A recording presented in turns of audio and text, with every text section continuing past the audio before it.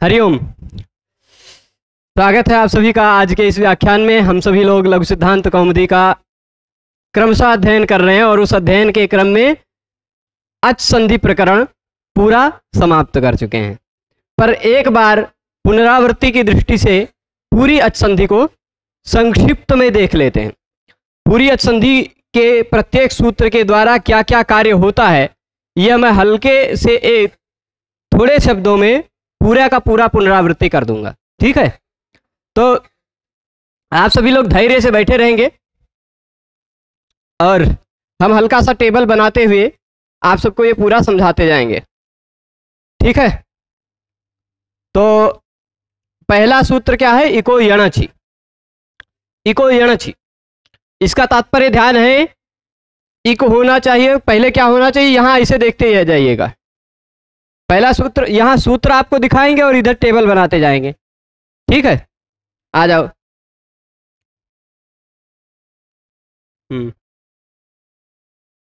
इधर देखिएगा, पहले क्या होना चाहिए? इक।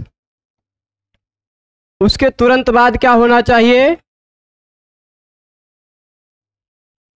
ठीक है, इक के बाद अच हो तो क्या हो जाएगा? इक के स्थान पर जो कार्य होगा वो यहां लिखता हूं। यहां लिखता हूं पूर्व वर्ण, ठीक, यहां लिखता हूं पर वर्ण और यहां लिख देता हूं कार्य। ऐसे आप सब एक टेबल बना सकते हैं बढ़िया से। मैंने बनाया था पर मैं खोजा, मिला नहीं।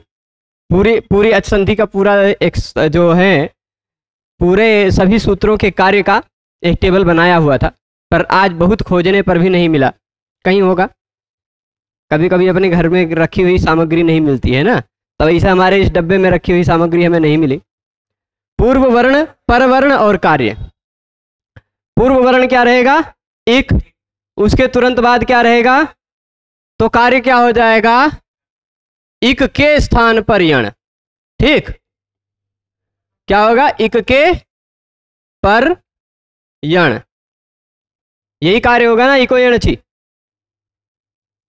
अब इक के स्थान पर जो यण होगा वह कैसे इक के स्थान पर होगा? जो अच से तुरंत पूर्व में हो। ऐसा किस सूत्र ने कहा? तस्मिन्नेति निर्दिष्टे पूर्वस्य, है ना?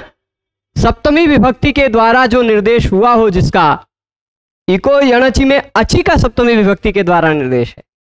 तो सप्तमी विभक्ति के द्वारा जिसका निर्देश हो, कार्य उसके तुरंत पूर्व वाले वर्ण के स्थान पर होगा। यानी जो भी कार्य होगा वह अचि सप्तमी में लिखा हुआ है तो अच के पूर्व वर्ण वाले के स्थान पर होगा। अच के पूर्व में जो वर्ण आ रहा है यानी इक आ रहा है उसी के स्थान पर होगा। ठीक, इका में जो षष्ठी लगी हुई है, इका में जो षष्ठी लगी हुई है, उस षष्ठी का क्या तात्पर्य लिया था हमने? षष्ठी स्थाने योगा। षष्ठी विभक्ति जहां लगी हुई हो कार्य उसी के स्थान पर होता है।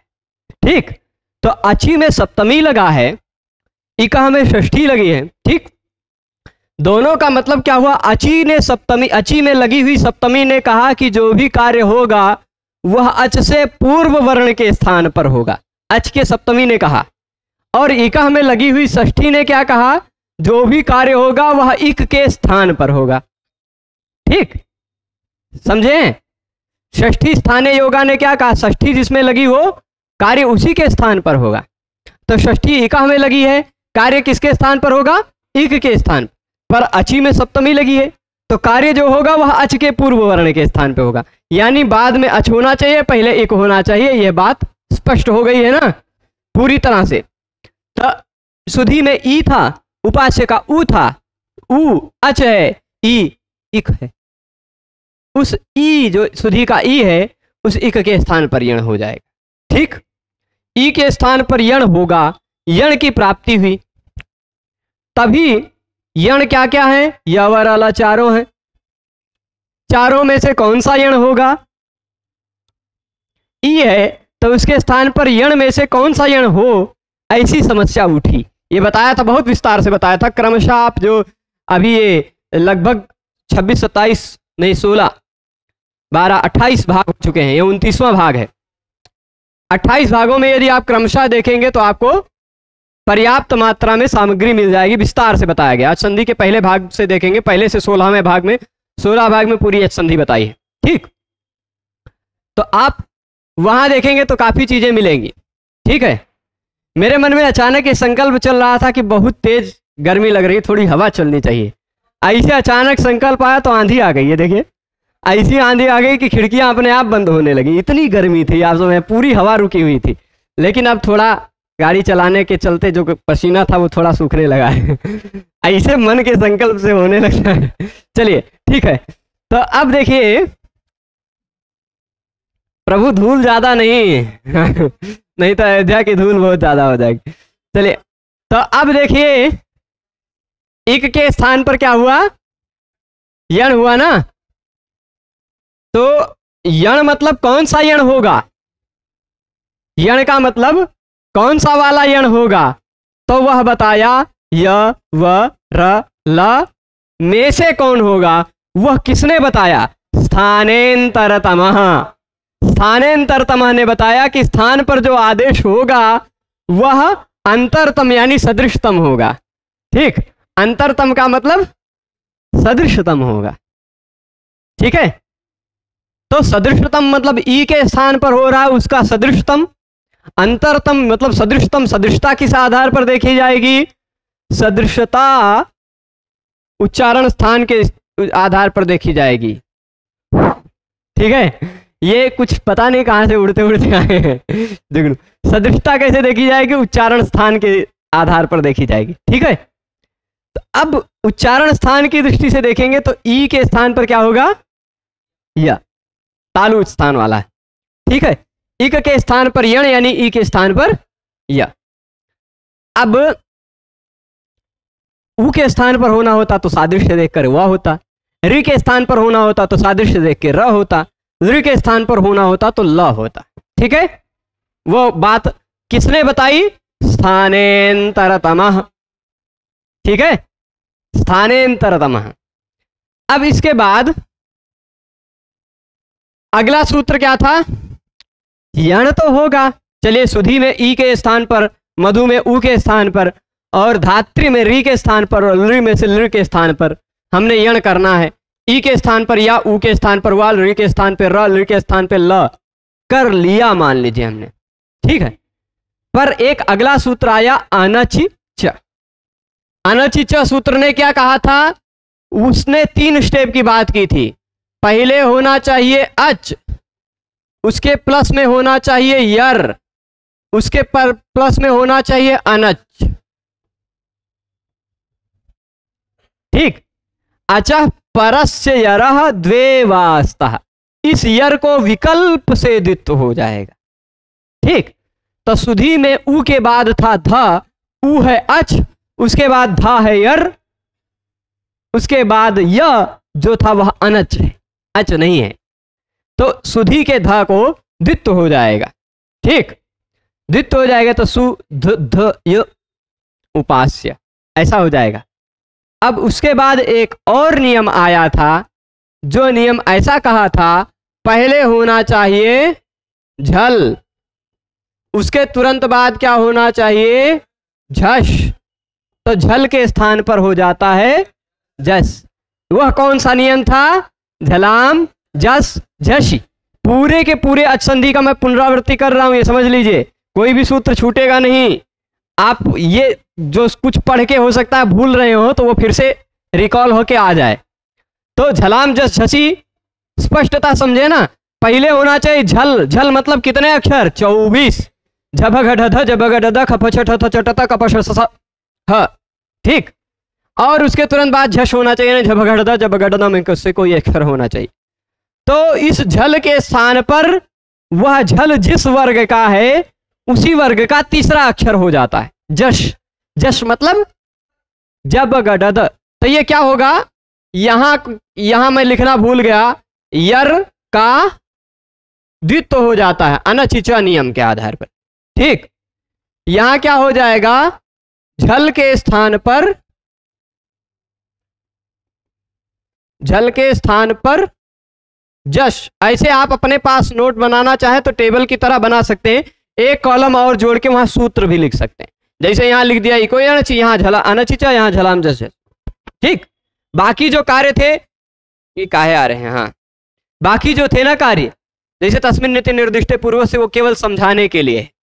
ठीक, स्थानांतरतमः वो केवल समझाने के लिए, वो कुछ विशेष कार्य नहीं करता। ठीक, वो समझाता है कि ई के स्थान पर होगा तो यही होगा, ऊ के स्थान पर होगा तो वही होगा, ये वो समझाने के लिए है। ठीक है, अब इसके बाद आपने जस कर दिया, यानी पहले वाले ध को, सुधी का ध था या मधु का ध था, पहले वाला जो ध था उसके स्थान पे हो जाएगा द, म द ध व री, सु द ध य उपास्य, द हो जाएगा। ठीक है, कोई आपत्ति नहीं, इतना तक सभी समझे हुए थे ना, ऐसा तो नहीं लग रहा था कि कुछ भूल गए थे, याद है ना सब। फिर झलाम जस झसी हो गया, तो एक नियम आपने पढ़ा था, संयोगांतस्य लोप। सीरियल से चल रहे हैं ना, कोई सूत्र छोड़ तो नहीं रहे। संयोगांतस्य लोप, संयोगांतस्य ने कहा कि सु ध ध य बन गया, तो ये जो ध ध य तीन वर्ण अंत में हैं, तीन वर्ण, दो या दो से अधिक व्यंजन वर्ण एक साथ आते हो तो उनको कहा जाता है संयोग। अब सु ध ध य जो ऐसे हो गया, ऐसे हो गया था ना, सु ध ध य, ये द ध य है संयोग, संयोग जिसके अंत में है वह सु द ध य पूरा संयोगांत है। संयोगांत से लोपा ने कहा पूरे का लोप कर डालो।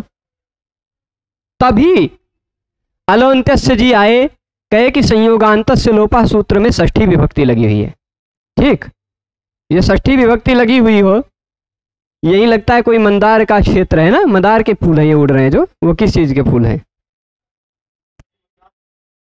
एक कांटा वाला जो होता है, हाँ उसमें पीले पीले फूल होते हैं, उसका ये छोटे छोटे रोम जैसे बहुत उड़ रहे हैं, अत्यधिक मात्रा में उड़ रहे हैं, वो पक गया होगा, कपास के समान होते हैं, इसका भी पहले कार्पास की तरह प्रयोग होता हुआ होगा, है ना। तो अब ये जो है संयोगांत से लोपा ने कहा पूरे का लोप कर दो। ठीक है, संयोगांत से लोपा ने क्या कहा, पूरे का लोप कर दो। पर अलोन्त्यस्य ने कहा अरे संयोगांतस्य जी, आप तो षष्ठी विभक्ति से काम कर रहे हो ना, तो षष्ठी विभक्ति लगकर जो कोई भी कार्य होता है वह अंत्यस्य, वह अंतिम वर्ण के स्थान पर ही होता है। तो पूरे शुद्ध है का लोप नहीं कर पाएंगे आप, केवल या का लोप कर पाएंगे। ठीक है, केवल या का लोप होने लगा।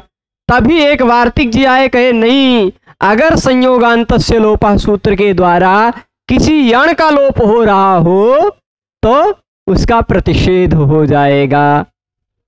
संयोगांतस्य लोपा सूत्र के द्वारा यदि किसी यण का लोप हो रहा हो तो उसका प्रतिषेध हो जाएगा, यण प्रतिषेधो वाच्य।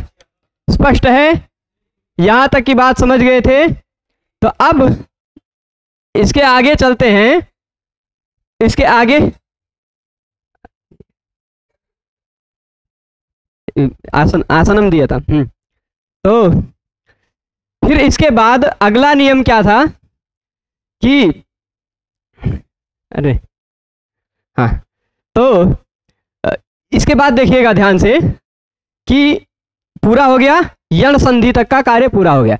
इसके बाद आपने एचो यवायावह देखा होगा। ठीक, उस सूत्र ने क्या कहा था उसको मैं अगले पेज, एक पेज बढ़ा लेता हूं यहां पर और वो बताता हूं। वो सूत्र क्या कहा, पहले होना चाहिए एच, उसके बाद क्या होना चाहिए अच। ठीक, पूरा सार में आवृत्ति कर रहे हैं, एक बार अच संधि पूरा हो चुका है, उसकी पुनरावृत्ति संक्षिप्त रूप में। तो पहले होना चाहिए एच, उसके बाद क्या होना चाहिए। ठीक, तो एच के स्थान पर क्या हो जाता है क्रमशः, बस ठीक है, क्रमशः अयादि होता है। वो मैं पूरा लिख देता हूं, क्रमशः आय अव आय और फिर क्या होता है आव, ये चार क्रमशः हो जाते हैं। ठीक है, तो किसके स्थान पर होगा, एच के स्थान पर। क्यों होगा, क्योंकि एच के ही स्थान पर क्यों होगा, अच के स्थान पर क्यों नहीं होगा, क्योंकि एचो यवायावह में एच में कौन सी विभक्ति लगी है, षष्ठी। षष्ठी जहां लगी होती है कार्य किसके स्थान पर होता है, उसी के स्थान पे होता है। ऐसा किसने कहा, षष्ठी स्थाने होगा। ठीक है, तो यहां तक बात स्पष्ट है। एचो यवायावह में दो तरह के आदेश हो रहे हैं। कौन कौन से दो तरह के? कुछ यांत हैं आय और आय, कुछ वांत हैं अव और आव। ठीक, फिर अगला नियम आपने एचो यवायावह के बाद पढ़ा था। यहां पर एक और बात आई थी, यथासंख्यम अनुदेश समानाम। यथासंख्यम अनुदेश समानाम ने बताया था कि जो समान है स्थानीय और आदेश, स्थानीय जो है एच कितने हैं, आदेश कितने हैं, तो वह यथासंख्य हो जाएंगे, मतलब क्रमशः हो जाएंगे। अगर क्योंकि अब हम अय अव आय आओ में उच्चारण स्थान इत्यादि की दृष्टि से समानता नहीं देख पा रहे हैं, तो वहां हम क्या करेंगे, यहां यथासंख्य कर देंगे। ठीक है, तो यथासंख्यम अनुदेश समानम। आप कहेंगे काहे नहीं देख पा रहे हैं हम समानता? ए का उच्चारण स्थान कंठ तालु, अय में अ और य कंठ तालु है ना, तो भाई वो थोड़ा कंफ्यूजन होने लगेगा, क्योंकि ए और ऐ दोनों है, वहां अय और आय दोनों है, किसके स्थान पे कौन सा वाला करेंगे ये दिक्कत आने लगेगी। इसलिए यथासंख्यम अनुदेश समानाम वह ज्यादा उचित रहेगा। ठीक है, इसके बाद एक और नियम पढ़ा था यांत और वांत वाले में, केवल वांत का। वह नियम क्या था? वांतो ई प्रत्यय।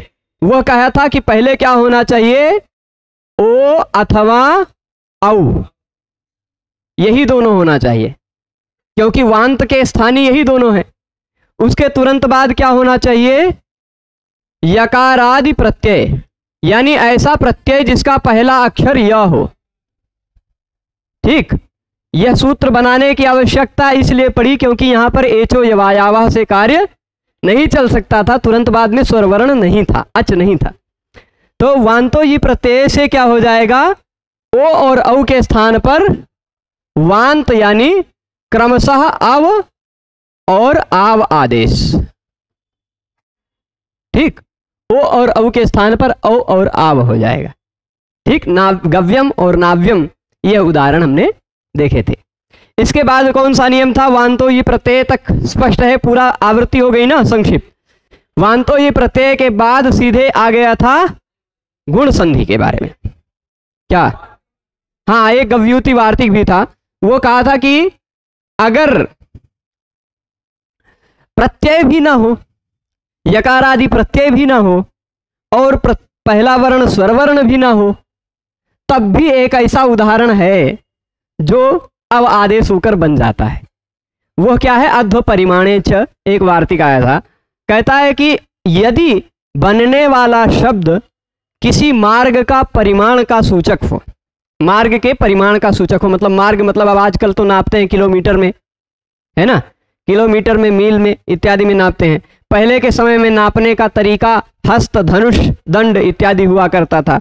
उसका भी दंड के आधार पर फिर बना था, क्या कहते हैं, दंड में ही भी क्रोश, फिर उसके बाद गव्यूति। गव्यूति मैंने बताया था कितने क्रोश का होता है, गव्यूति मतलब 2 कोश। ठीक, गव्यूति मतलब 2 कोश, लगभग 6 किलोमीटर की जगह एक गव्यूति कही जाती है। ठीक है, तो वह जो गव्यूति शब्द बना वह अव आदेश होकर गो युति जोड़ने पर गव्यूति बना। वहां युति जो है वह प्रत्यय नहीं है, इसलिए वांतो ये प्रत्यय नियम नहीं लग सकता था। युति का पहला अक्षर या था, इसलिए एचो यवायावह भी नहीं लग सकता था। ठीक है, फिर आ गया था अदेंग गुणा। वह केवल समझने वाला सूत्र है, कोई विधान नहीं कर रहा। जितने विधान करने वाले सूत्र हैं उन्हीं को यहाँ चार्ट में हम लिखते जाएंगे, बाकी को केवल ऐसे आवृत्ति कर देते हैं। अदेंग गुणा सूत्र एक था, उस सूत्र ने क्या कहा, अत मतलब क्या होगा, अत का मतलब अ, एंग का मतलब ए, ओ, यही तीनों गुण हैं। पूरे व्याकरण शास्त्र में यदि कहीं भी किसी भी सूत्र के द्वारा कहा जाए कि गुण करो, तो आप क्या करोगे, आ करोगे या ए करोगे या ओ करोगे। किसी भी सूत्र के द्वारा, मिदेर गुणा, गुणो यंगलुको, पुगंत लघुपथ से च से भी गुण होता है। किसी भी सूत्र से यदि कह दिया जाए कि गुण करो, ठीक, ह्रस्व से गुणा भी है, तो जहां भी गुण शब्द का प्रयोग मिल जाए वहां आप क्या समझेंगे, गुण करना है, मतलब क्या करना है, आ ए ओ। ठीक, यही करना है, वह अदेंग गुणा ने कहा। व्याकरण शास्त्र में आ ए ओ इन तीनों को गुण नाम से जाना जाता है। ठीक है, फिर उसके बाद सूत्र आया तपरस तत्कालस्य। तपरस तत्कालस्य, यह सूत्र क्या कहता है कि यदि किसी सूत्र में भगवान पाणिनि जी त लगा देते हैं, त जैसे अदेंग गुणा में अत एंग त जुड़ा हुआ है, तो तपर का मतलब क्या होता है पहले ये बताया कि त जिसके पर में है वह तपर है, और त के पर में जो है वो भी तपर है। त परह यस्मात् सह और तादपि परह, त के पर में जो है वो भी, दोनों तपर हैं। तो इस नियम के आधार पर अत एंग में अ भी तपर है, एंग भी तपर है। ठीक, जो तपर है वह तत्काल का ही बोध कराता है। काल का मतलब व्याकरण शास्त्र में यदि कहीं भी काल की बात चल रही है तो वहां काल का मतलब आप ह्रस्व दीर्घ प्लुत समझिएगा। हालांकि जब धातुओं की प्रक्रिया आप समझने लगेंगे तो भूत भविष्य वर्तमान भी बताया जाएगा, पर सामान्य रूप में यदि काल की बात कही जा रही है तो सामान्य रूप में अधिकांश काल का मतलब ह्रस्व दीर्घ प्लुत ही होता है। ह्रस्व दीर्घ प्लुत इति काल तो नियमा अचि, पाणिनीय शिक्षा में ह्रस्व दीर्घ प्लुत यही काल है। ऊ कालो ह्रस्व दीर्घ प्लुत, वहां काल की बात कही गई थी ना।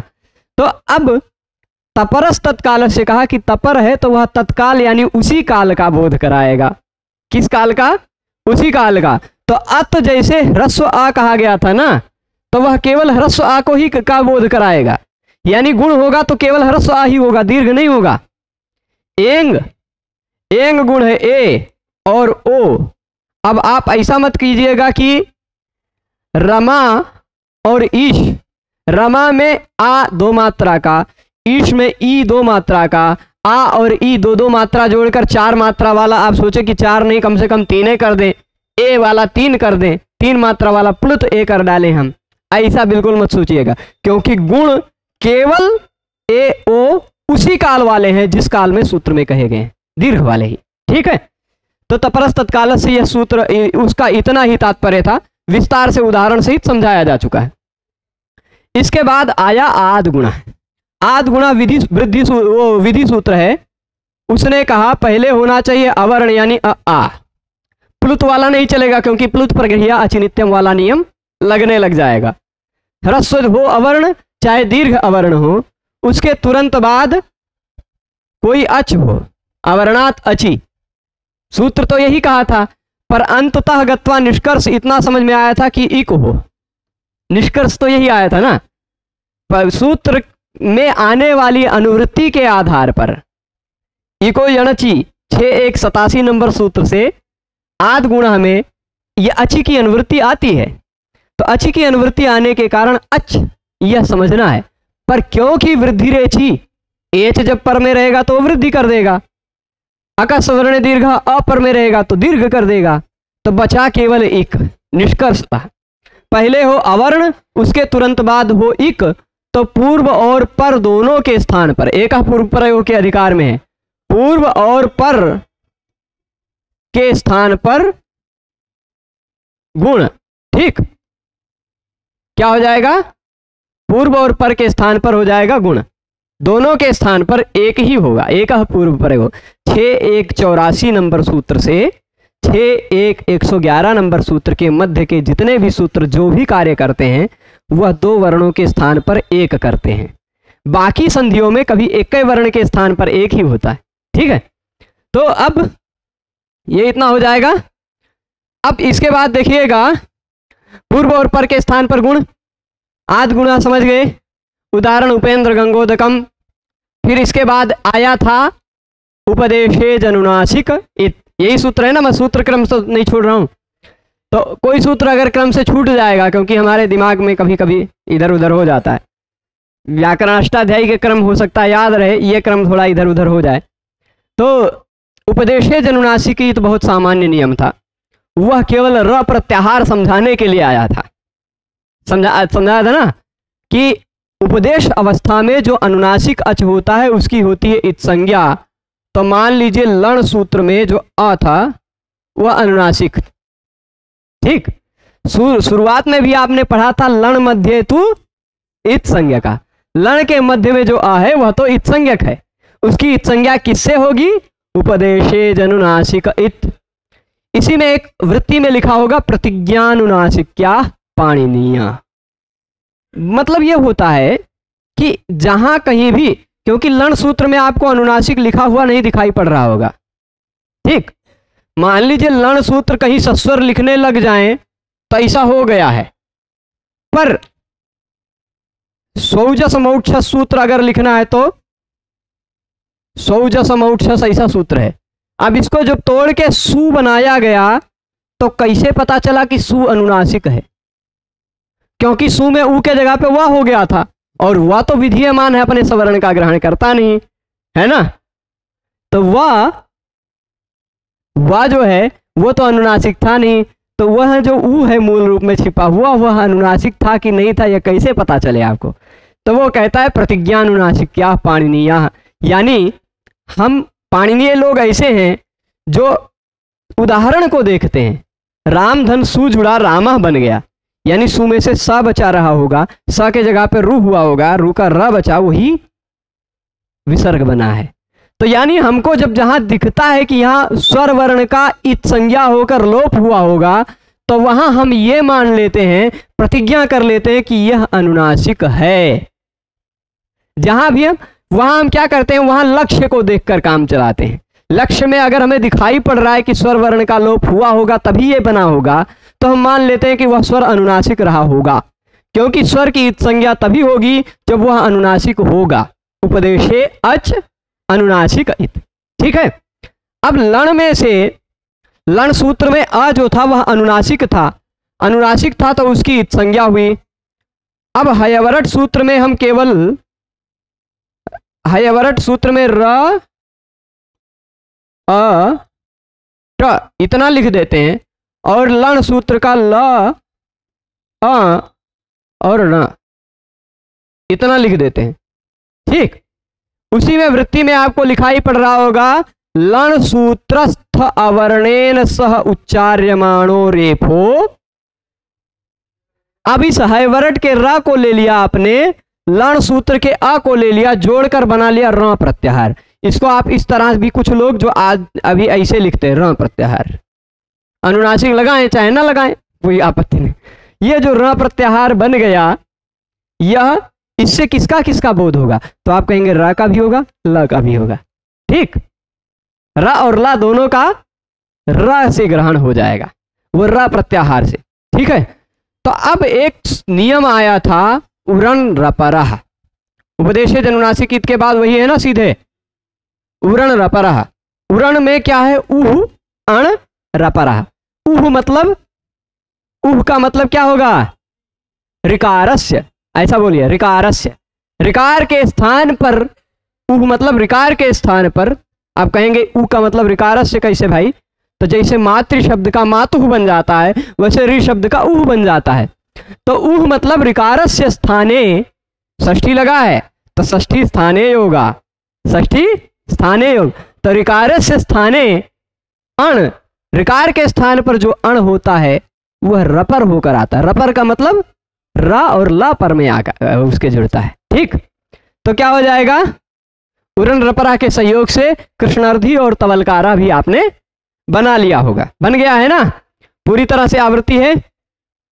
इसके बाद उरण रपरा के बाद वृद्धि संधि वाली बात आ गई थी ना, कि और कुछ? अच्छा, अभी लोपा शाकल्य से आया है। हाँ, लोपा शाकल्य से कहता है पहले होना चाहिए अवर्ण, यानी यही दोनों में से कोई, ठीक।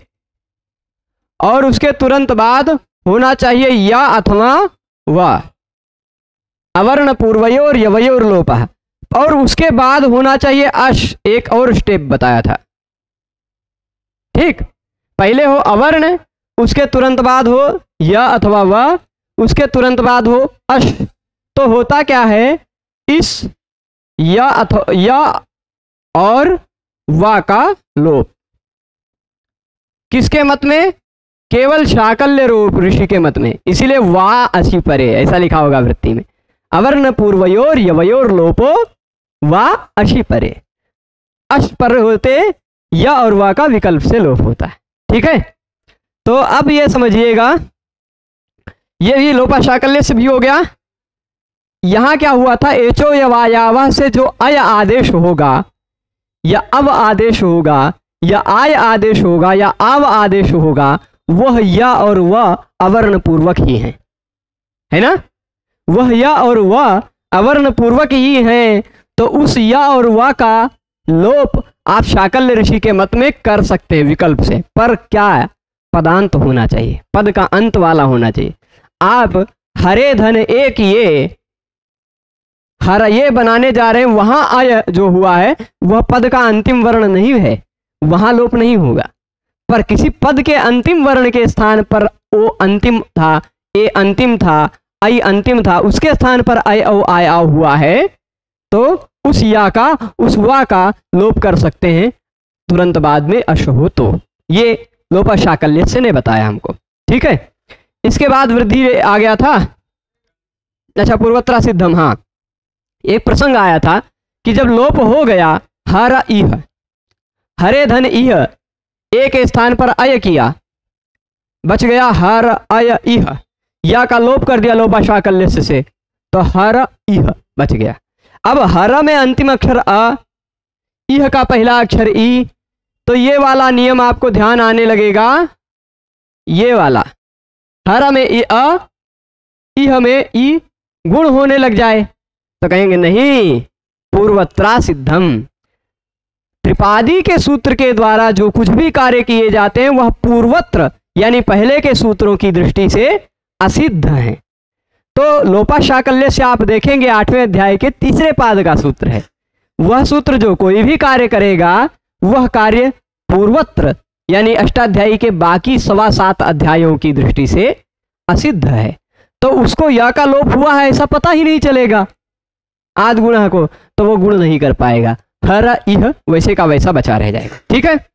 फिर इसके बाद कौन सा नियम है, वृद्धिरादैच, पहला सूत्र, अष्टाध्यायी का पहला सूत्र, इतने सूत्र पढ़ने के बाद पढ़ना पड़ता है, ठीक।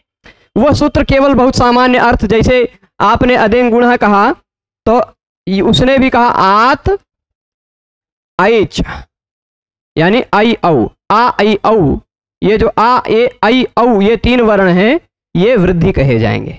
पूरे व्याकरण शास्त्र में अगर वृद्धि शब्द का नाम, वृद्धि शब्द कहीं कहा जाए तो उसका मतलब क्या होगा, आ आई औ, मृजेर वृद्धि कहा जाए, उतो वृद्धिर लुकी हली कहा जाए, चाहे वृद्धि रेची कहा जाए, ठीक, चाहे सिचि वृद्धि परस्मयी पदेशु कहा जाए, कहीं भी अगर वृद्धि शब्द कहा जा रहा है तो वृद्धि का मतलब क्या होगा, आ करो, आई करो, औ करो, इन्हीं तीनों में से कोई एक वर्ण आप करेंगे, ठीक, स्पष्ट है।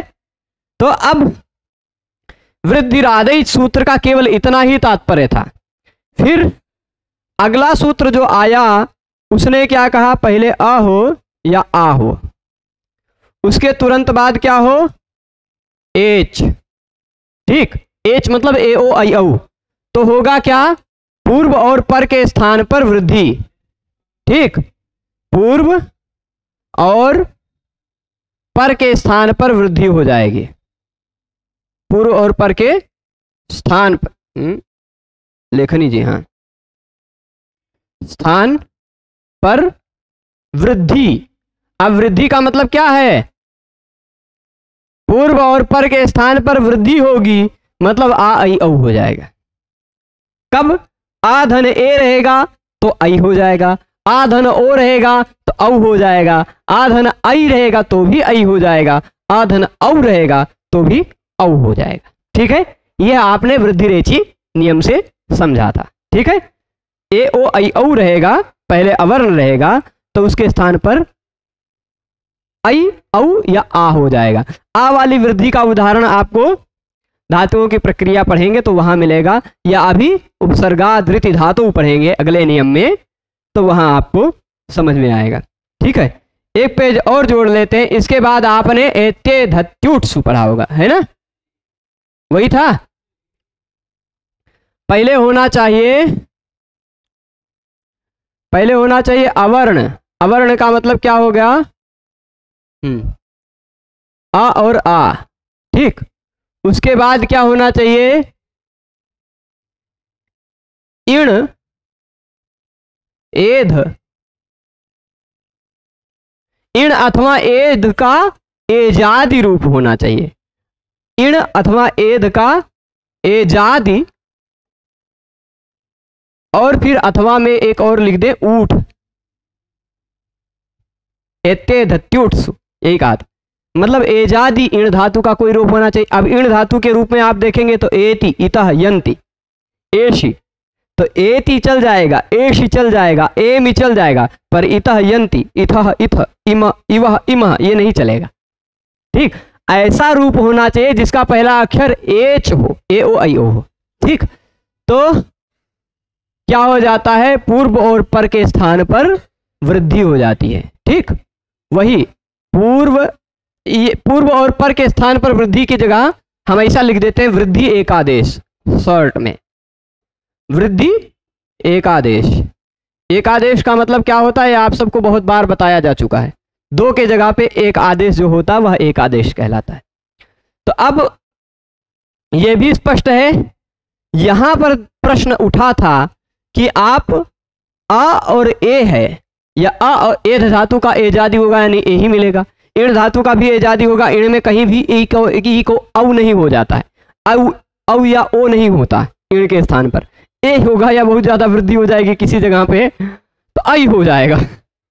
ठीक है, तो जैसे लुंग लंग इत्यादि लकारों में आई बन जाएगा, आठ जादी नाम से आठ आगम होकर आठश्च से वृद्धि होकर वहां चल जाएगा। तो एध धातु में भी ए ही बचेगा पहला अक्षर। ठीक है, तो आधन ए रहता है, तो आप पहले ही बता चुके हो कि वृद्धि रेचि से वृद्धि हो जाएगी। तो यहाँ एते धत्युट्सु में इसको एति और एधति कहने का क्या आवश्यकता पड़ गई? तो बताएंगे कि भाई अवर्ण के तुरंत बाद यदि एंग हो तो एंग पर रूपम एक विशेष नियम आया था, वो पररूप करने लग जाता। ठीक, वह पररूप करने लग जाता, वह वृद्धि को रोक लेता। तो उसको रोकने के लिए कि भाई सामान्य कोई भी अवर्णांत उपसर्ग हो, उसके तुरंत बाद कोई भी धातु ए ओ वाली हो, तो आप पररूप कर लीजिए, एंग पर रूपम जी। पर यदि इण धातु का रूप है या एध धातु का रूप है या ऊठ है, तो ऊठ होने पर तो पररूप होता भी नहीं, वहां गुण होता। तो एच इण या एध धातु का रूप है तो पररूप नहीं होगा, अभी तो वृद्धि ही हो जाएगी। इसलिए एते धत्युट्सु फिर से सूत्र बनाना पड़ गया। ठीक है, इसके बाद आपने एते धत्युट्सु में ही कई वार्तिक पढ़े है ना। वार्तिक कौन सा था? अक्षादुहिन्याम उपसंख्यानम। अच्छा, ऊठ में क्या होता? अ और ऊठ होता तो गुण हो रहा था, गुण ना हो जाए वृद्धि हो जाए, इसके लिए बताया गया। ठीक है, तो फिर इसके बाद आपने अक्षादुहिन्याम उपसंख्यानम का पहले होना चाहिए अक्ष, उसके बाद होना चाहिए ऊहिनी। ये पूरा शब्द वही लिख देते हैं, पहले होना चाहिए अक्ष, उसके बाद होना चाहिए ऊहिनी। ठीक, तो अक्ष और ऊहिनी में पूर्व और पर के स्थान पर, पूर्व और पर के स्थान पर एक आदेश होता है वृद्धि। ठीक, अब पूर्व के स्थान पर मतलब पूर्व के स्थान पर जो हो रहा है वह पूर्व के अंतिम वर्ण के स्थान पर होगा, और पर के स्थान पर जो हो रहा है वह आदेश परस से इस नियम के आधार पर के आदि वर्ण के स्थान पर होगा। तो अक्ष का अंतिम वर्ण अ, ऊहिनी का पहला वर्ण उ, अ और उ के स्थान पर वृद्धि होकर औ हो जाएगा, अक्षौहिनी बनेगा। ना कोणा कर लेंगे पूर्व पदार्थ संज्ञायाम अगः, इस नियम से तो अक्षौहिणी बनेगा। ठीक है, फिर उसके बाद प्रवत्सतर कंबल वसनारण दशानाम ऋणे था, प्रारणम वत्सतरारणम कंबलारणम दशनार वसनारणम, फिर वो था प्रादुभोढोढेशेषु, प्र के बाद ऊह ऊढ़ी ऊढ़ और एश एश, ये हो तो पूर्व और पर के स्थान पर वृद्धि हो जाती है। वहां भी एंगी पर रूपम वाली बात आ रही थी। ठीक, ऊह और ऊढ़ में गुण की बात आ रही थी, तो ये बात हो गई थी। फिर एक और उसमें वार्तिक आए थी ऋतेच तृतीया समासे। पहले होना चाहिए अवर्ण, उसके तुरंत बाद होना चाहिए रित। रित पहले क्या होना चाहिए? अवर्ण, पर वह तृतीया समास में होना चाहिए, और उसके तुरंत बाद होना चाहिए रित। तो अ और री के स्थान पर वृद्धि हो जाती है। यहां वृद्धि होगी तो अ और री के स्थान पर वृद्धि होकर क्या होगी? पहले आ आएगा, पर उरण रपरा कहेगा कि वो रपर होकर ही आएगा, यानी आर आएगा। ठीक है, आर। तो सुखारता, सुखेन ऋतः सुखारता। ठीक है, ये हो जाएगा। पर यदि तृतीया समास ना होता, चतुर्थी होता तो सुखाय ऋतः होता तो सुखरता ही बनता, वहां वृद्धि नहीं होती। ऋतेच तृतीया समास से कहा गया है, ऋतेच चतुर्थी समास से नहीं कहा गया। और कोई समास होता तो वहां वृद्धि न होती, तृतीया समास में ही वृद्धि होती। ठीक है, इसके बाद उपसर्गाद ऋति धातु, उससे पहले दो नियम आए थे, भू आदयो धातवः और उपसर्गा क्रिया योगे। उसको मैंने नियम बताया था। उपसर्गा क्रिया योगे आप देखेंगे तो 1 4 58 नंबर या 59 है, 1 4 59 नंबर पर जो उपसर्गा क्रिया योगे दिया, उससे पहले 58 नंबर सूत्र पर प्रादय है। तो प्रा आदि जो 22 हैं वह क्रिया से जुड़े होने पर उनको उपसर्ग कहा जाता है। केवल इतने उपसर्गा क्रिया योगे का मतलब, क्रिया से नहीं जुड़े हैं तो उनको उपसर्ग नहीं कहा जाएगा। तो वह क्या है, प्राग्री स्वरान निपाता के आधार पर वह निपात है। ठीक है, और फिर उपसर्ग हो, और 22 उपसर्गों में कुछ उपसर्ग ऐसे हैं जिनका पहला वर्ण, जिनका अंतिम वर्ण अवर्ण है। ठीक है, कुछ ही है, प्र है, परा है, अप है, फिर उसके बाद अव है, ठीक, फिर आंग है।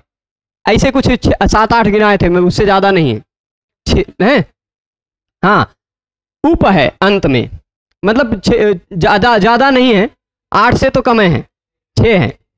ठीक है, तो वो 6 उपसर्ग जो हैं अवर्णांत उपसर्ग होना चाहिए। ठीक, पहले क्या होना चाहिए, अवर्णांत उपसर्ग, ऐसा उपसर्ग जिसके अंतिम अक्षर अवर्ण हो, यानी छोटा आ चाहे बड़ा आ कोई भी हो। ठीक, उपसर्ग क्या है वह आप समझते हैं। और उसके तुरंत बाद ऋकार आदि धातु होना चाहिए, ऋति धातु। ठीक, यानी धातु का पहला वर्ण रि होना चाहिए। तो क्या हो जाता है, पूर्व और पर के स्थान पर सामान्य नियम के आधार पर आ के बाद रि आता हो तो क्या हो जाता, सामान्य नियम आद गुणा से गुण होने लगता।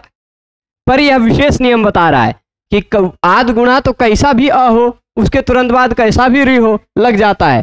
पर यदि उपसर्ग का अंतिम वर्ण अ हो और धातु का प्रथम वर्ण रि हो तो उपसर्गाद ऋति धातु से वृद्धि होगी। ठीक है, वृद्धि का कार्य भी आपने देख लिया था। कौन सा उदाहरण क्या दिया यहां, प्रार्छति, प्रऋक्षति, उपसर्ग का अंतिम वर्ण अवर्ण है, ऋक्षति धातु का प्रथम वर्ण ऋ। ठीक, तो वहां क्या हो जाएगा, वृद्धि हो जाएगी। प्र रि के स्थान पर वृद्धि होकर पहले आ आएगा, उरण रपरा से रपर होकर आर आएगा, प्रार्छति। ठीक है, स्पष्ट है। इसके बाद एंगी पर रूपम, यही नियम था ना, एंगी पर रूपम भी यही कहता, सेम नियम। पहले होना चाहिए अवर्णांत उपसर्ग, उसके तुरंत बाद एंगादि धातु,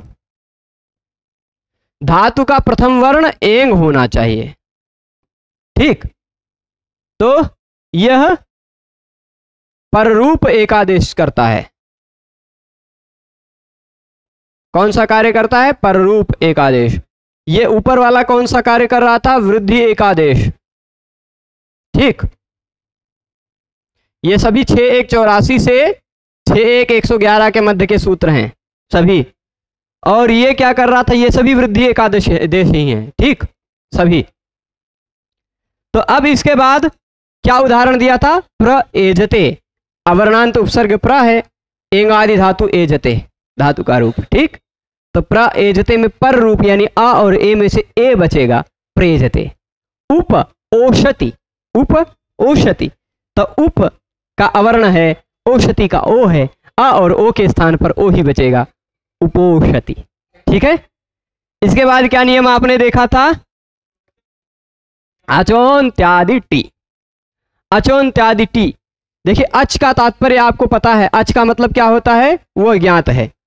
तो अचोन्त्य मतलब अंतिम अच, अचोन्त्य मतलब अचो में जो अंतिम है वह अचोन्त्य है। ठीक, अचो में जो अंतिम है वह अचोन्त्य है।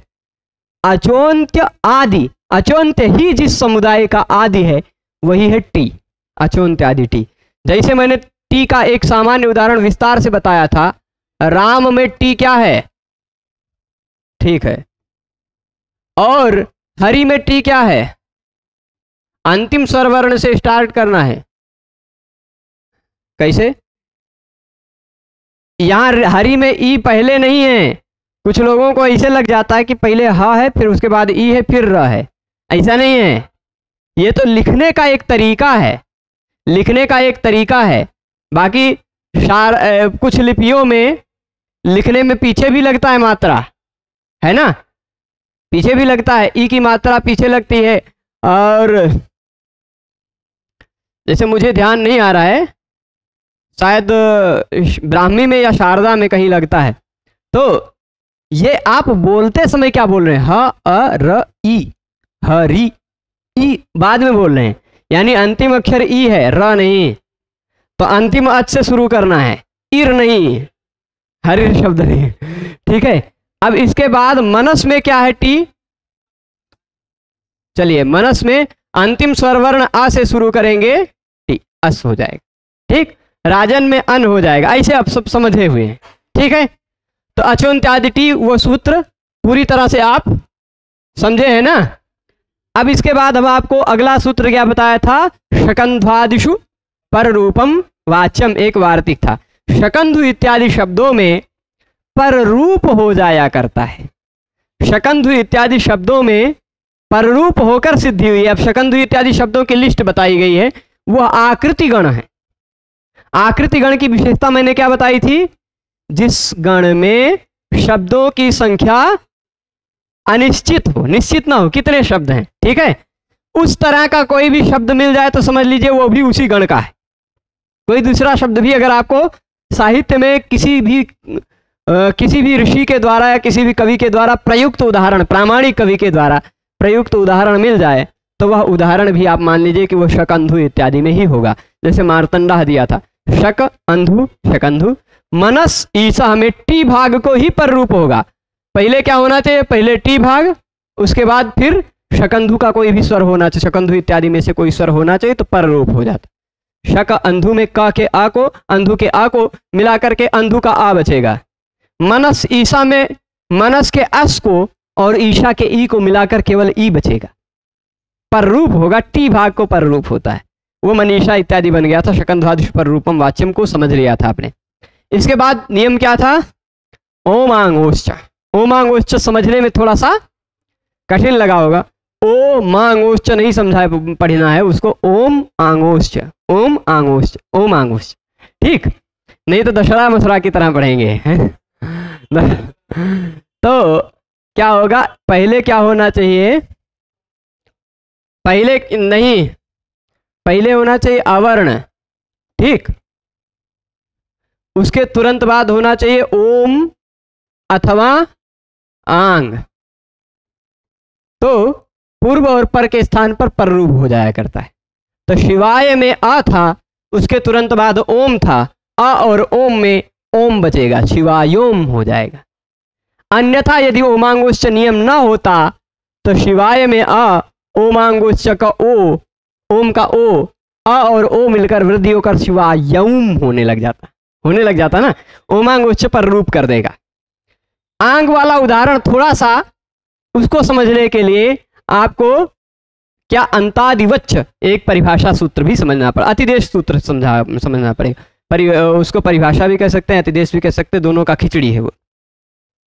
तो वो क्या होगा, अंतादिवच्च वह कहता है कि अगर किन्हीं दो वर्णों के स्थान पर एकादेश हो गया है, वह एकादेश यदि पूर्व में है तो वह अंतिम वर्ण के समान माना जाएगा, पर में है तो पहले वर्ण के समान भी माना जाएगा। जैसे आ है और ई है, आ और ई में आ और ई को जुड़कर हो गया ए, अब ए ही बन गया, ठीक। अब इधर है शिव, ए ही जोड़ रहे हैं, तो ये ए ही का जो ए है वह आदिवत माना जाएगा। ए ही के अवयव में आ है, यह ए ही आ के समान मान लिया जाएगा, ठीक। ए ही का जो ए है वह आ के समान मान लिया जाएगा। तो ये क्या है? आ नहीं है, आंग है, क्योंकि धातु के आगे जुड़ा हुआ आंग है। तो आ के बाद आंग है, अवर्ण है, उसके तुरंत बाद आंग है, तो आ और आंग में आंग बचेगा, यानी ए बचेगा, शिवे ही बन जाएगा। ठीक है, ये भी समझा था ना। अब इसके बाद ओमांगोच्च के बाद कौन सा नियम आया था? अकस्वर्णे दीर्घ। वह नियम बताता है पहले होना चाहिए अक, उसके तुरंत बाद फिर होना चाहिए सवर्ण अक।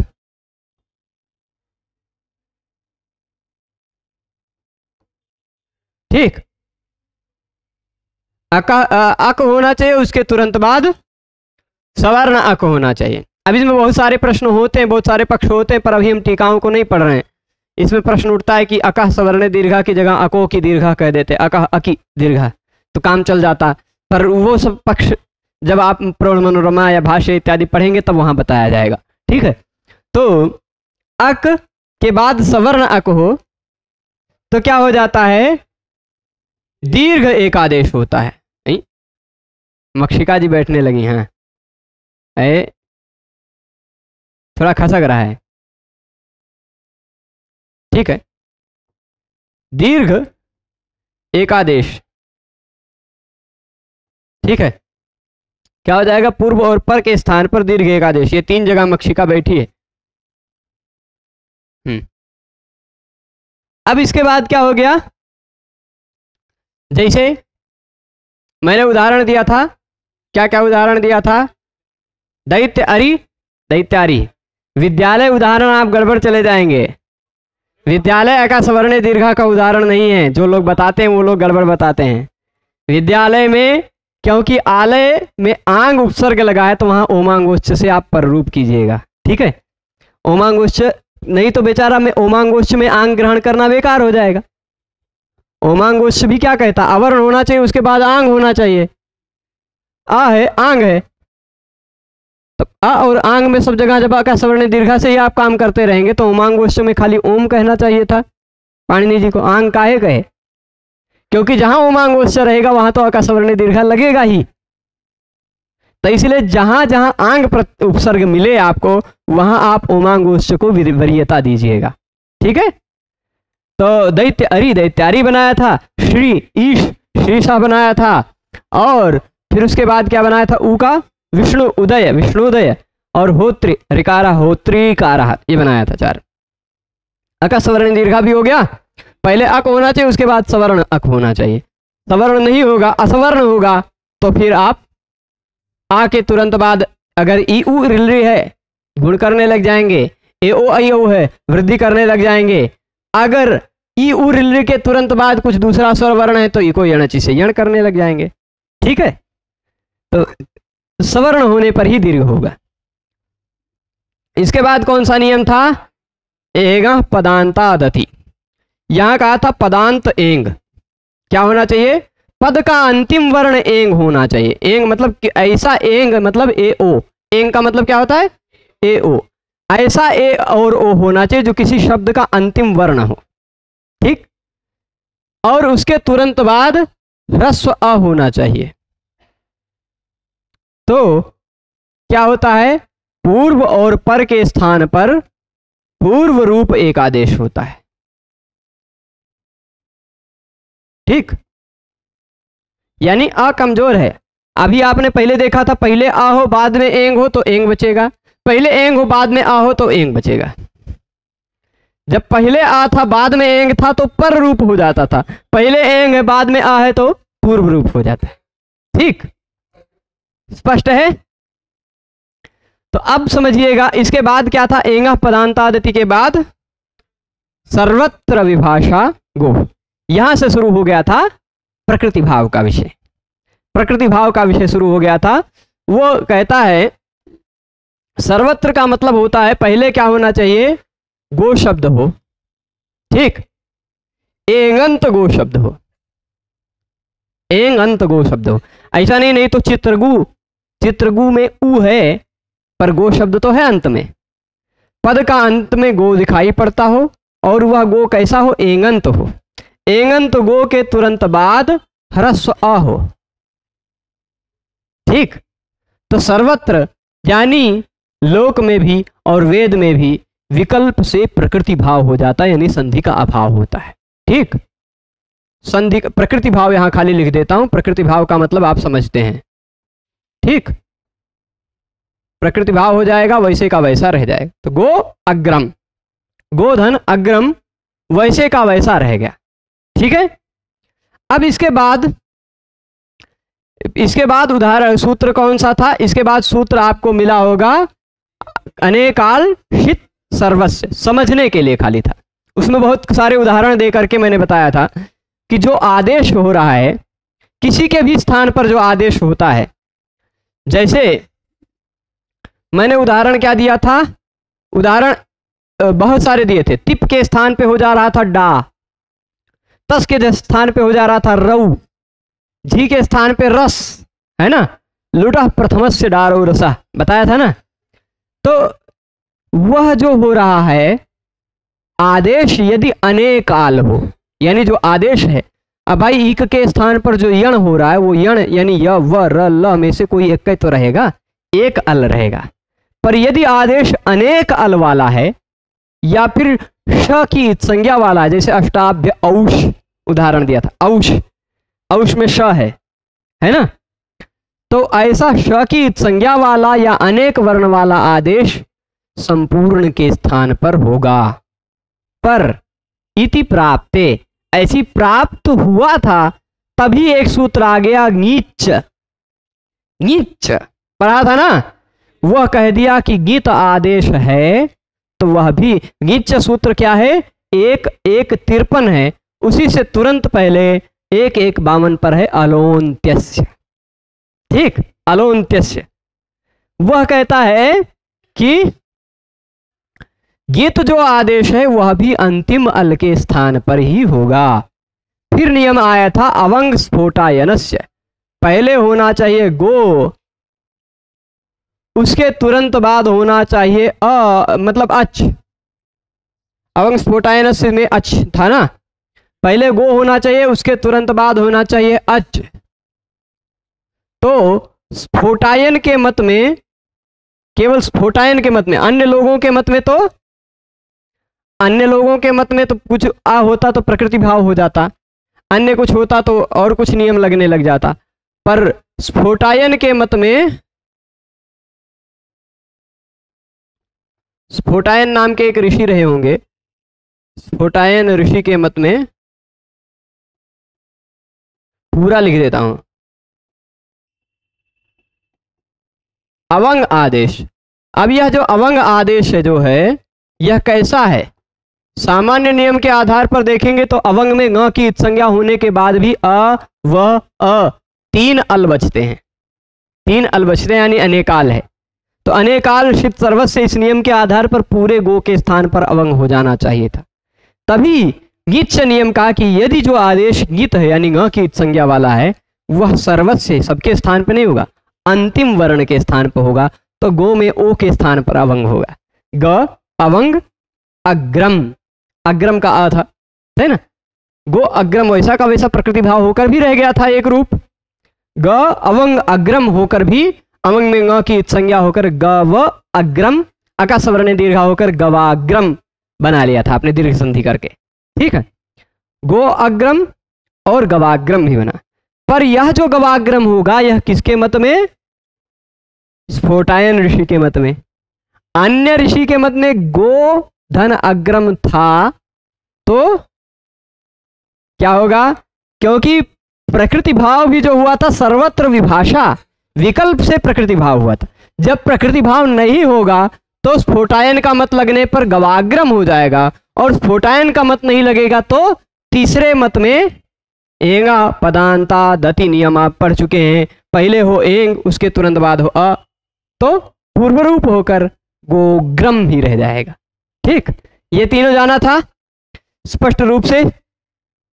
इसके बाद इंद्रेच एक नियम बताया। इंद्रेच ये क्या है? पहले होना चाहिए गो, उसके तुरंत बाद होना चाहिए इंद्र। पहले होना चाहिए गो, उसके तुरंत बाद होना चाहिए इंद्र, तो नित्य ही अवंग होता है। केवल स्फोटायन ऋषि के मत में नहीं, सभी के मत में। क्यों? क्योंकि यदि स्फोटायन के मत में ही करना होता तो इंद्रेच सूत्र बनाने की जरूरत ही नहीं थी। गो है, उसके तुरंत बाद इंद्र है, तो भी अच तो है ही। स्फोटायन के ऋषि के मत में तो स्फोटायन से ही काम चल जाता। इंद्रेच एक अलग सूत्र बताने से यह पता चल गया कि सबके मत में चले गए, ये नित्य ही होगा। ठीक है। इंद्रेच के बाद आपने कौन सा नियम पढ़ा था? दूराधूतेच। इस नियम में बहुत सारी चर्चा की थी कि यहां पर संभवतः लघु सिद्धांत कौमुदी कार से, या मैंने कुछ विद्वानों से चर्चा की तो उनसे यह ज्ञात हुआ कि इसमें अभी स्पष्ट रूप से कहना थोड़ा ठीक नहीं होगा। एक आध बार भाष्य में भी प्लुत इत्यादि का जहां प्रसंग है वहां देख लिया जाए। दूराधूतेच सूत्र में तो स्पष्ट रूप से भाष्यकार ने भी नहीं कहा है। दूराधूतेच सूत्र के आधार मतलब वहां अनुवृत्ति के क्रम को यदि देखा जाए तो वहां वाह वाली बात नहीं है। पिछले किसी भी सूत्र में विकल्प की बात नहीं है, तो दूराधूतेच सूत्र में टपक कहां से जाएगा वाह, है ना। काशिका व्याख्या में, सिद्धांत कौमुदी व्याख्या में, बाल मनोरमा में, तत्वबोधनी में, न्यास में, पद्मंजरी में, महाभाष्य में, किसी भी व्याख्या में वाह वाली बात नहीं थी। परंतु लघु सिद्धांत कौमुदी में दूरात संबोधने वाच्य वाक्य से टेह प्लुतो वाह, ये वाह लिखा हुआ है। यह वाह कुछ विद्वानों ने मुझसे ऐसे कहा कि संभवतः यह बाद में किसी मुद्रक के द्वारा दोष हो गया होगा, क्योंकि वरदराजाचार्य ने अपने गुरु का अधिकांश अनुसरण किया है। तो उनके गुरु जी ने यानी भट्टो जी दीक्षित ने यदि वाह नहीं कहा है तो ये वाह नहीं कहे होंगे वरदराजाचार्य जी, ये स्वयं वाह नहीं कहे होंगे। पर बाद में किसी टाइपिस्ट के द्वारा या किसी लेखक के द्वारा थोड़ी बहुत गड़बड़ी हो गई होगी, तो बाद में यह पाठ प्रचलित हो गया है, जो कि ठीक नहीं है। ठीक है, वाह वाली बात ठीक नहीं है। यदि वाह वाली बात होती तो इनको दूसरा उदाहरण देना पड़ता, क्योंकि सर्वत्र विभाषा गो में विकल्प से कहा तो 2 उदाहरण दिया ना, गो अग्रम गवाग्रम दोनों दिया, तीसरा भी उदाहरण गोग्रम भी दे दिया। जहां भी विकल्प से होता वहां 2 या 2 से ज्यादा उदाहरण देते। यहां विकल्प वाली बात नहीं, इसलिए दूसरा उदाहरण नहीं दिया है। आगच्छ कृष्ण अत्र गौश्चरति। दूर से यदि किसी को बुला रहे हैं, दूर से यदि किसी को बुला रहे हैं तो क्या हो गया? वाक्य के टी भाग को प्लुत हो जाएगा। यहां दूर की बात क्या होती है? मान लीजिए आप वहां उस गेट पे खड़े हैं, यहां से 75 फीट दूरी पर, तो वहां से ये दूर हो गया कुछ हद तक। अब आप कह देंगे कि ये जगह दूर है, फिर आप यहां आके खड़े हो गए, कह दे अब हम दूर से बुला रहे हैं।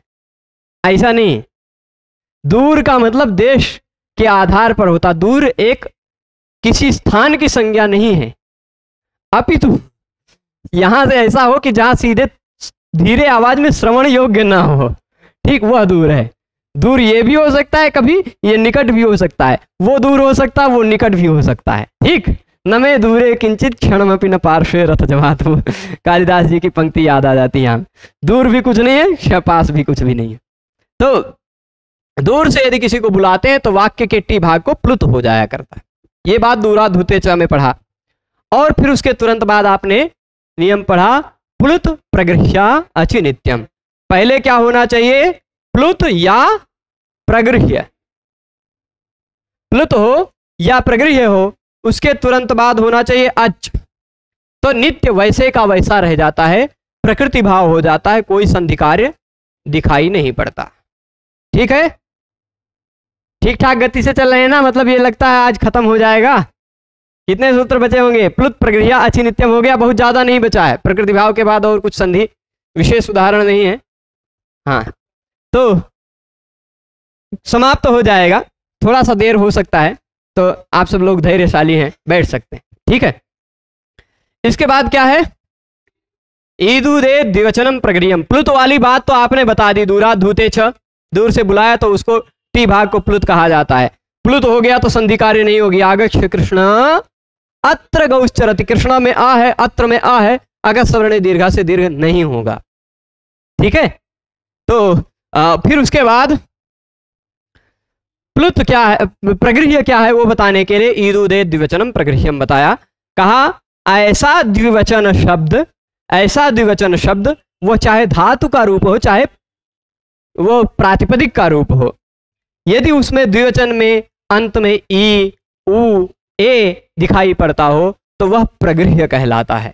और प्रगृह्य के तुरंत बाद यदि कोई भी स्वरवर्ण दिखाई पड़ जाए तो नित्य ही प्रकृति भाव हो जाता है। ऐसा किस सूत्र ने कहा था?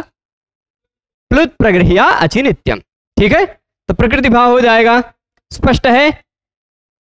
फिर इसके बाद यहां क्या क्या उदाहरण दिया था? हरि एतौ, विष्णु इमौ, ठीक, गंगे अमु। हरि ईकारांत द्विवचन है, विष्णु उ वाला द्विवचन है, गंगे ए वाला द्विवचन है। उसके तुरंत बाद एतौ, अमु इत्यादि जो स्वर वर्ण वाले हैं फिर भी संधि कार्य नहीं हुआ। नहीं तो ई उ में इको यणची लग जाता और गंगे अमु मतलब वहां पर एचो यवायावा लग जाता। ठीक है, अब इसके बाद अदसो मात। अदसो मात, वो कहा था अदश शब्द में, अदश शब्द के रूप में म के बाद यदि ई उ ए में से कोई आता है, निष्कर्ष से तो पता है कि आपको ई या उ ही आता है। अदश शब्द में म के बाद आने वाले ई उ प्रगृह्य कहलाते हैं। अस्मात् पराविदूतौ प्रगृह्यौ स्तः। अदश शब्द के बाद पर में आने वाले ई उ प्रगृह्य होते हैं। तो अमी, अमु, अमी ईशाह, रामकृष्णा वमु आसाते। अमु धन आसाते है, अमु की हो गई प्रगृह्य संज्ञा। अमी ईशाह है, अमी की हो गई प्रगृह्य संज्ञा, क्योंकि अदश शब्द है, म के बाद ई उ आ रहा है तो उसकी हो जाती है प्रगृह्य संज्ञा। प्रगृह्य संज्ञा के बाद कोई भी स्वरवर्ण आए संधि कार्य नहीं होगा। अमी ईशाह वैसे रह जाएगा, अमु आसाते वैसे का वैसा रह जाएगा। ठीक है, स्पष्ट है। इसके बाद आदसो मात के बाद चादयो सत्वे।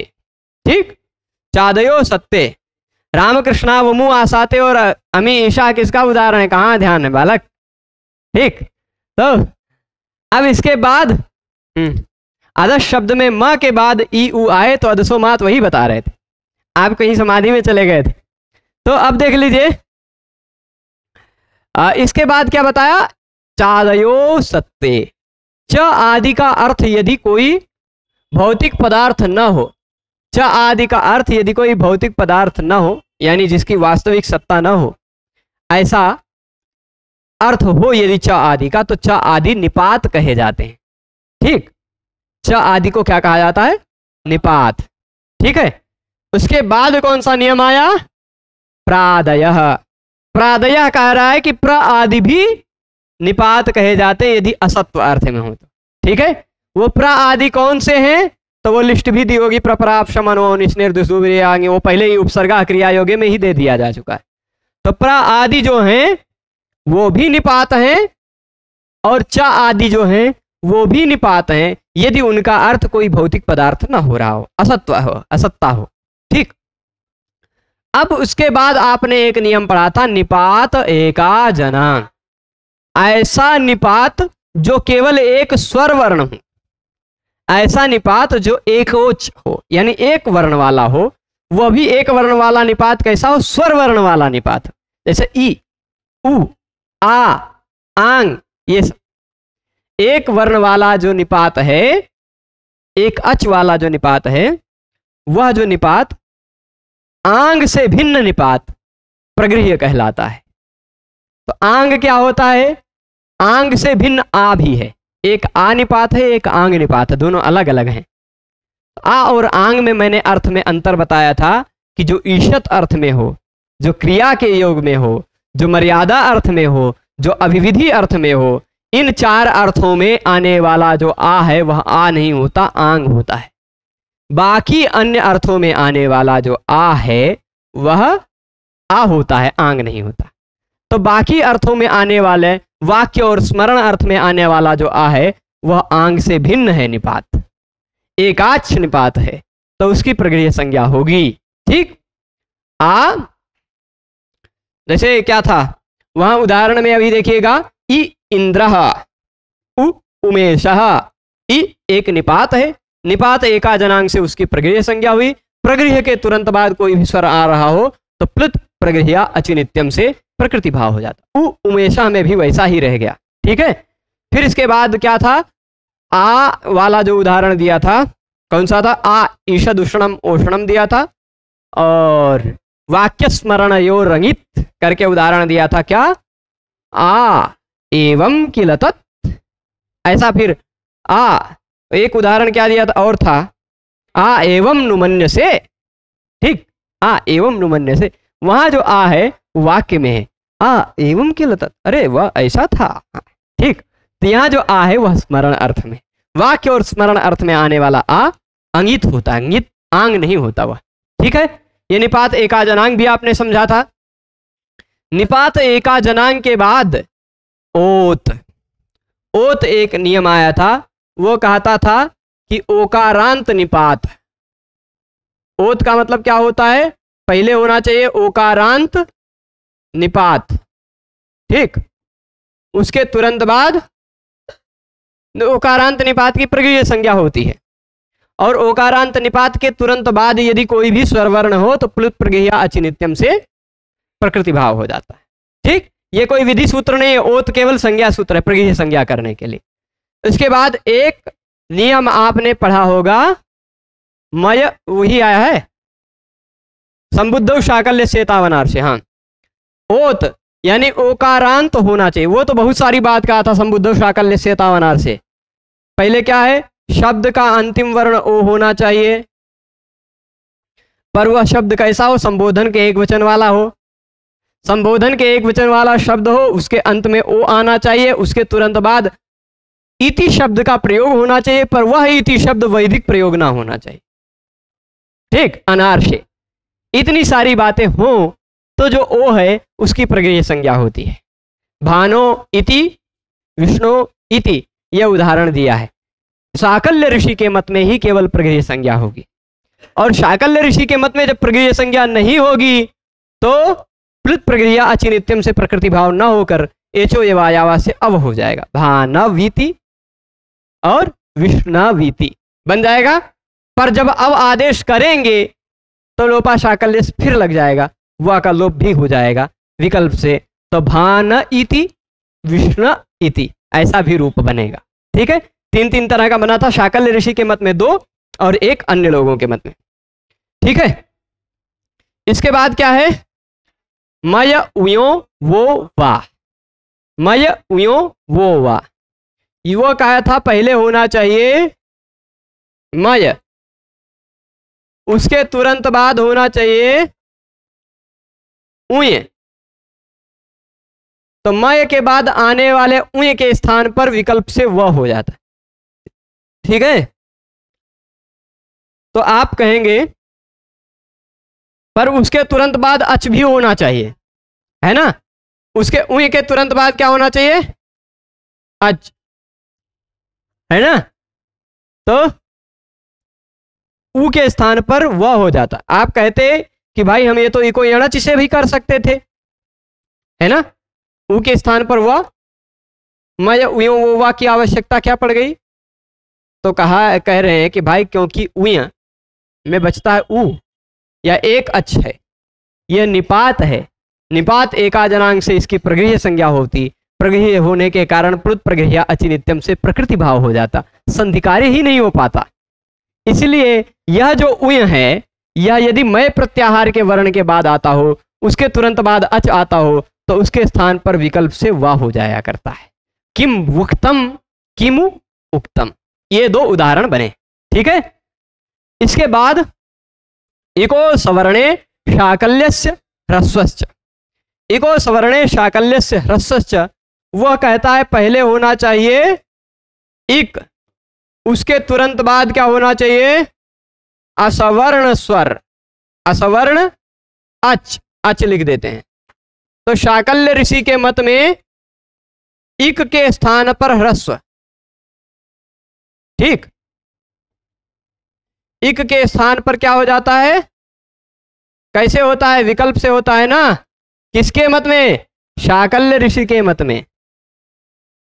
ठीक, पद का अंतिम वर्ण हो इक, उसके तुरंत बाद दूसरे वाले पद का पहला वर्ण असवर्ण अच, तो शाकल्य ऋषि के मत में उस इक को ह्रस्व हो जाया करता है।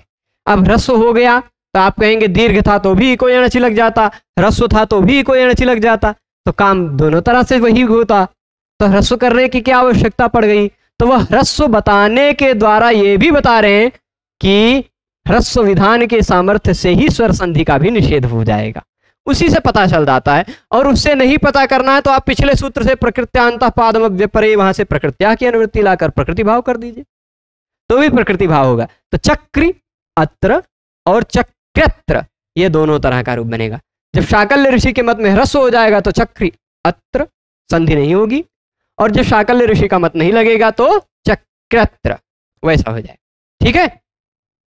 इसके बाद पदांता क्या, हाँ पदांता इति की महागौरियों पूछा गया था कि पदांत होना चाहिए तभी पद का अंतिम वर्ण इक होगा तभी यह इको सवर्णे शाकल्य से ह्रस्वश्च लगेगा।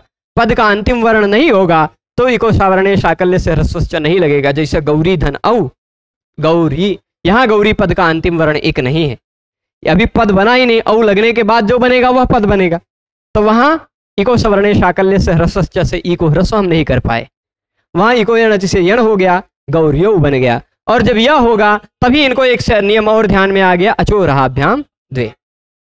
अचोरहाभ्याम द्वे कह रहा था कि पहले होना चाहिए अच, उसके तुरंत बाद अच के तुरंत बाद र अथवा ह, और उसके तुरंत बाद क्या होना चाहिए यर।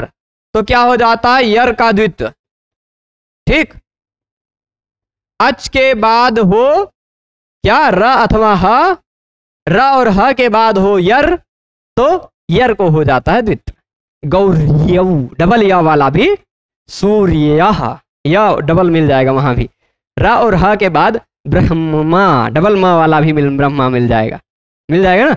ये कुछ उदाहरण बताए थे। फिर अंतिम उदाहरण मिला ऋत्यकः। ऋत्यकः उसने कहा यहाँ जैसे पदांत इक की बात चल रही थी वैसे यहाँ ऋत्यकः कहेगा पदांत अक होना चाहिए। क्या? पद का अंतिम वर्ण हो अक, उसके तुरंत बाद यहाँ कह रहा था अस्वर्ण अच, ये कह रहा है नहीं अस्वर्ण अच नहीं, री होना चाहिए, ह्रस्व री। ठीक, केवल ह्रस्व री। तो क्या हो जाएगा पदांत अक भी ह्रस्व हो जाता है विकल्प से। ठीक, शाकल्य ऋषि के मत में ही जैसे ब्रह्मा ऋषि तो ब्रह्म ऋषि, ये विकल्प से ह्रस्व करने के कारण ही फिर स्वर संधि भी नहीं होती। ठीक है, ये पूरी बातें समझ गए होंगे।